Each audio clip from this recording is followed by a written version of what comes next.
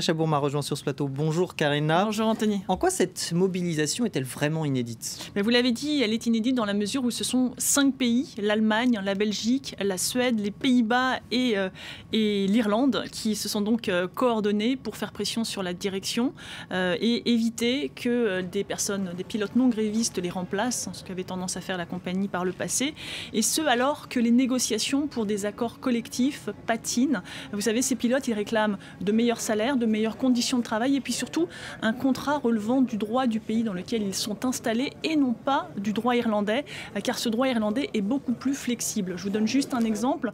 La période d'essai, elle est de 12 mois, elle est beaucoup plus longue que dans les autres pays et pendant cette période d'essai, en cas de maladie, eh bien, les pilotes ne sont pas payés. Un autre exemple, leur uniforme, leur bouteille d'eau ou encore leur place de parking, eh bien, sont retenus sur leur salaire. Alors la compagnie, pour se défendre, estime que ces pilotes sont payés en conséquence. Elle avance le chiffre de 190 000 € par an en Allemagne, mais c'est un chiffre qui est contesté par le syndicat allemand des pilotes avec qui j'ai pu échanger, qui eux parlent plus d'un salaire moyen de 100 000 € par an. Alors vous l'avez dit Karina, 5 pays concernés, la France, elle, est épargnée. Alors, pas tout à fait. En fait, disons que les pilotes français ou le syndicat français n'existent pas, tout simplement parce que Ryanair n'a plus de base en France, et ce depuis 2011, depuis que la compagnie a fermé son unique base de Marseille. Pourquoi ?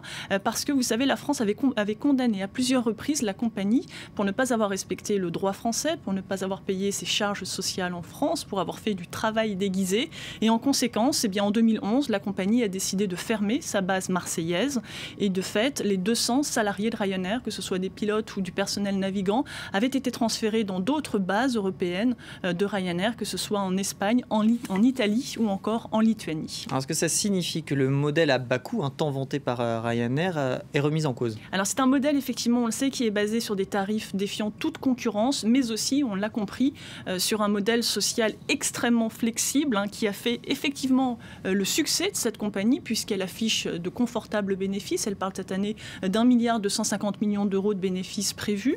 Et puis, par ailleurs, c'est un modèle qui, l'on le voit, depuis un an, commence à être mis en cause par ses salariés, que ce soit des pilotes comme les stewards, qui ont fait plusieurs grèves au cours de l'année passée. Et ça a poussé la direction à accepter de reconnaître les syndicats qui étaient interdits jusqu'alors par la compagnie irlandaise. Alors, le syndicat allemand, lui, estime que si la direction acceptait toutes leurs revendications, ça coûterait 2 € de plus sur chaque billet vendu par Ryanair. Toute la question maintenant est de savoir si le consommateur est prêt à payer davantage. Ce qui est certain, c'est que ce mouvement, il égratigne davantage l'image de la compagnie, notamment auprès des consommateurs qui, s'ils sont remboursés, s'ils sont affectés par la grève, s'ils sont touchés par un vol annulé. Mais en revanche, la compagnie refuse de les indemniser, comme le prévoit la loi européenne. Et puis enfin, il y a une autre conséquence de cette mauvaise image, toujours selon les dires des syndicats.